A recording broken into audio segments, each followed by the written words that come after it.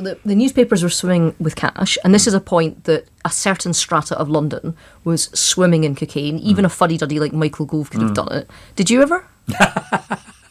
My God, you're going for the juggler, aren't you? Look at your body language here. You're going right in.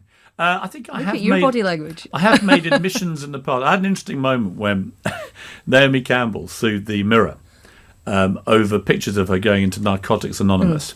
And I had to go and give evidence for the first time in the dock. And my QC, Desmond Brown, said, Piers, I've got to warn you, they may turn the tables a bit like you're doing now on you, and they may ask you, have you ever taken illegal drugs?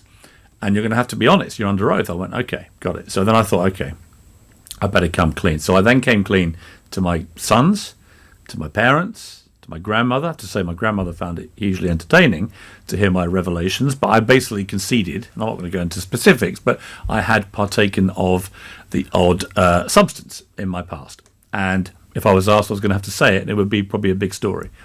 So I did all this and went through all the fallout of that, and then got into the dock and was there 7 hours, and he never asked me.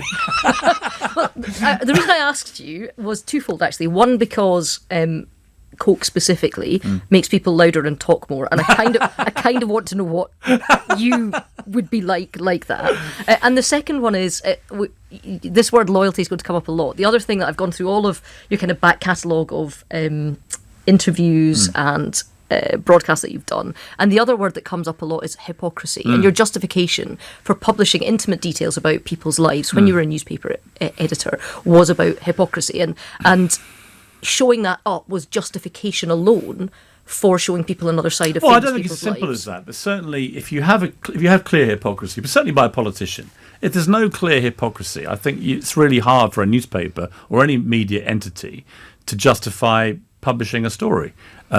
You've got to have some suggestion that they're saying one thing and doing another. Then I think newspapers are perfectly entitled to write about a politician. I remember politicians who were, for example, presiding over policies which were seen to denigrate single mothers, and it turned out one of them, Tim Yeo, I remember, had actually impregnated a woman.